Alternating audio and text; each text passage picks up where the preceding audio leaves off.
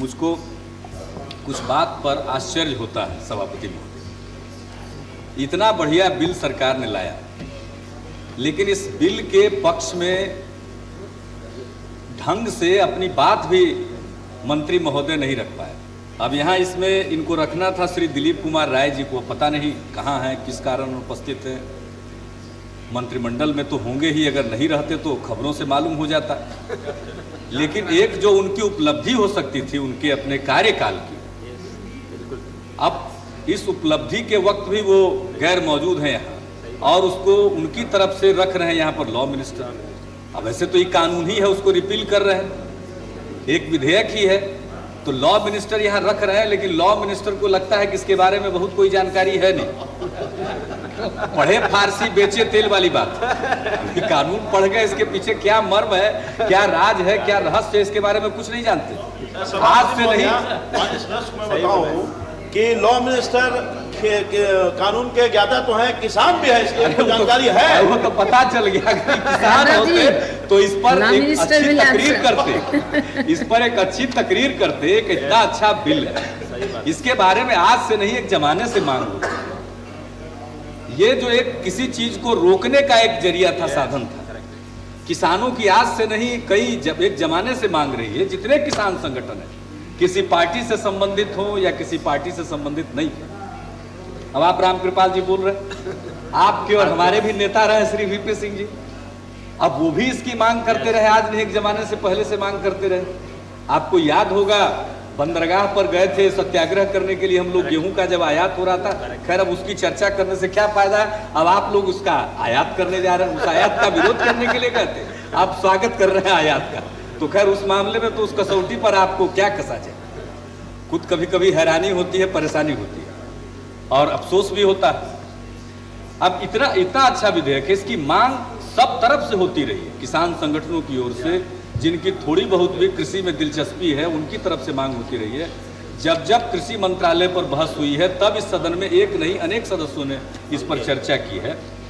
Standing committee agriculture की जब से बनी वहां भी इस बात पर चर्चा होती रही है, तो इसको तो हटाया जाना चाहिए।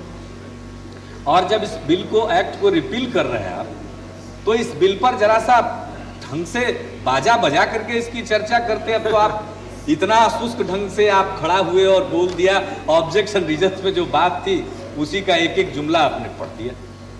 तो एक अपनी उपलब्धियों का भी बखान आप नहीं कर पा रहे हैं, जबकि प्रधानमंत्री दावा करते हैं कि मैं हम्बल फार्मर, विनम्र किसान। तो विनम्र किसान के समय में अगर ये आ रहा है तो आप कैसे विनम्र वकील है कि आप इसकी वकालत भी ठीक ढंग से नहीं कर पाए। तो मुझको एक जरूर आश्चर्य हुआ और परेशानी हुई कि सरकार चल कैसे रही है। इनकी सरकार तो मुझको कभी कभी लगता है ही नहीं। ये सरकार ये माननीय सदस्य बिल पर बोल रहे हैं कि पॉलिटिकल भाषण कर रहे हैं? बिल पर ही बोल रहे हैं, बिल पर ही बोल रहे हैं। हमको लगता है कि इनको भी उसके विषय में विशेष कोई जानकारी नहीं है, इसके वजह से ये उस पर बोल पाए। बिल पर ही बोल रहे हैं।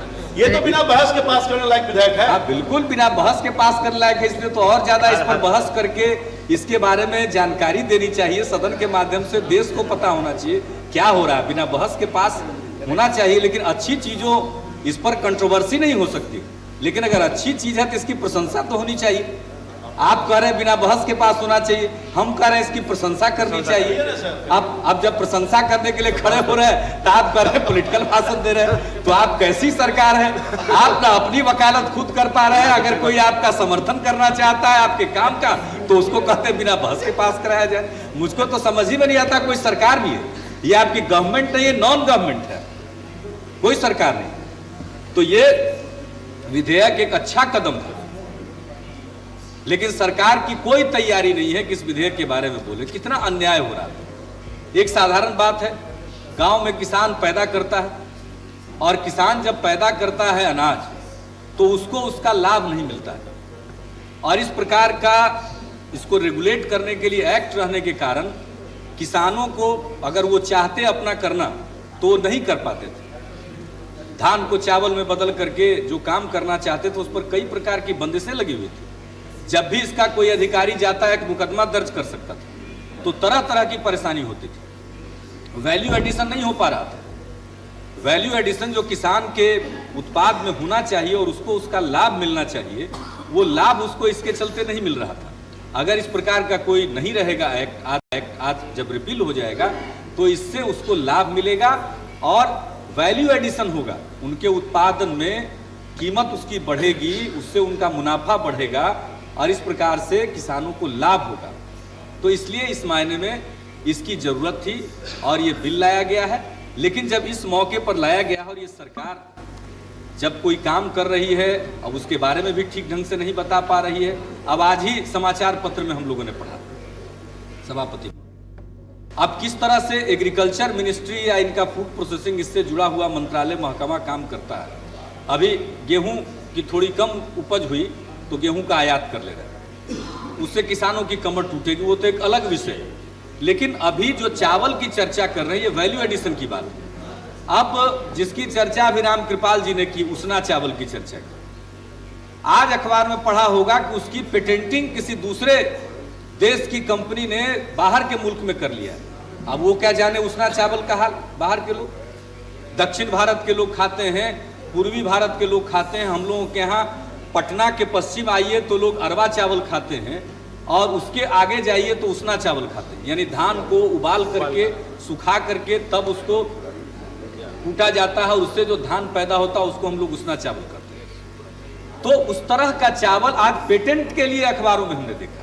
तो आज जब ये एक अच्छा काम कर रहे हैं तो जरा किसानों को बचाइए। ये राइस मिलिंग को आपने रेगुलेशन से फ्री कर दिया, अब कोई भी आदमी अपना काम कर सकता है, वैल्यू एड कर सकता है, ये काम करेगा। लेकिन अब इसके बाद जो दूसरी बंदिश आ रही है आपकी, अब जो नहीं, उसके लिए चूड़ा उसना चावल का भी है, चूड़ा का भी है। अब बताइए चूड़ा कौन जाएगा? अब आप तो चूड़ा की चर्चा कर दिए, मंत्री जी बैठे बैठे बहुत अच्छा काम किया। क्या हो रहा है इसमें? ये केलॉग कंपनी अमेरिका की है, वो यहाँ कॉर्नफ्लेक्स तो बेच ही रही थी। अब सुना है कि अब विदेशी कंपनियां यहाँ धान का चूड़ा बना करके बेचेंगी। यानी जरा सोचिए, धान का चूड़ा अमेरिका का आदमी कभी खाया? मंत्री जी का दही उसमें शामिल हो जाएगा। अब दही, अब तो उसको योगर्ट लोग कह करके बेच रहे थे। दही हमारे यहाँ एक जमाने से था, अब विदेश में योगर्ट हो गया और उसके बाद उसको उस पर पेटेंटिंग हो रही है। तो हम चूंकि चावल से संबंधित है इसलिए हम सरकार का ध्यान इस पर आकृष्ट करना चाहते हैं। सरकार सोई रहती है, सरकार को पता नहीं, कुछ भी जानकारी नहीं, या तो जानबूझ के सब कुछ होने दे रही है। एक तो देश का खिड़की दरवाजा समूचे बहुराष्ट्रीय कंपनियों के लिए खोल दिया, कंज्यूमर सेक्टर में सब लोग चले आ रहे हैं, नुकसान ही नुकसान है इस देश का। इस देश से में मुनाफा कमा करके अपने देश में पैसा ले जाएंगे। और अब जब ये उसना चावल के लिए, चूड़ा के लिए ये विदेशी कंपनियां पेटेंट करवा रही हैं दूसरे देश में, तो हम मंत्री जी से जानना चाहेंगे कि एक अच्छा काम कर रहे हैं, हम तो इसकी तारीफ कर रहे हैं। लेकिन एक तरफ से अगर ये हो रहा है किसानों को फायदा होगा, तो दूसरी तरफ से जो पेटेंटिंग की बात हुई है आज के समाचार पत्रों में है, तो वस्तु स्थिति क्या है? भारत सरकार क्या कर रही है? अपने किसानों के हित के संरक्षण के लिए कोई कदम उठाएगी? जो पेटेंटिंग की बात बाहर कर रहे हैं उसका विरोध करेगी? इन चीजों का पेटेंटिंग नहीं होने देगी, इसके लिए कोई कारगर कदम आप उठाएंगे? इस सदन को और इस सदन के माध्यम से पूरे देश के लोगों को आश्वस्त करना चाहेंगे? घर में कोई चावल बना करके भात बनाएगा, होटल में वो चावल बिकेगा, बॉइल्ड राइस, अब उस पर उनका पेटेंटिंग लग जाएगा। पता नहीं कौन सी मुसीबत आ जाए। अब हो सकता है कि जो स्थिति पैदा हो रही है उसमें हम अपने घर में भात बना करके खाएंगे, चावल को उबाल करके खाएंगे। अब पेटेंटिंग उसकी हो चुकी है, उसका पेटेंट बाहर हो चुका है, उसका क्या फॉल आउट होगा जरा हम लोग जानना चाहेंगे। अब इस तरह की बातें हो रही है तो एक अच्छा काम कर रहे हैं तो लगे हाथ इसके बारे में भी आप जानकारी दे देते तो बेहतर होता, अगर आपकी उसकी तैयारी हो तो।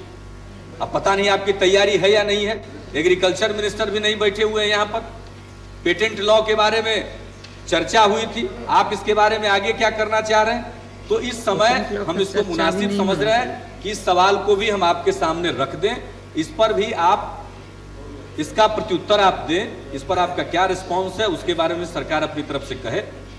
और इन्हीं शब्दों के साथ मैं इस कदम की सराहना करते हुए इस बिल का मैं समर्थन करता हूं। और सभापति महोदय, आपसे भी हम संरक्षण चाहेंगे जिन कुछ मुद्दों को, चूंकि चावल से संबंधित ये विधेयक था और किसानों को लाभ पहुंचाने का, तो आज जो दूसरी तरफ से किसानों को नुकसान पहुंचाने वाले बात जो आई है उस पर भी सरकार की सफाई हो जाए, यही हम आपसे दरख्वास्त करेंगे और यही कहकर के अपनी बात समाप्त। Thank you.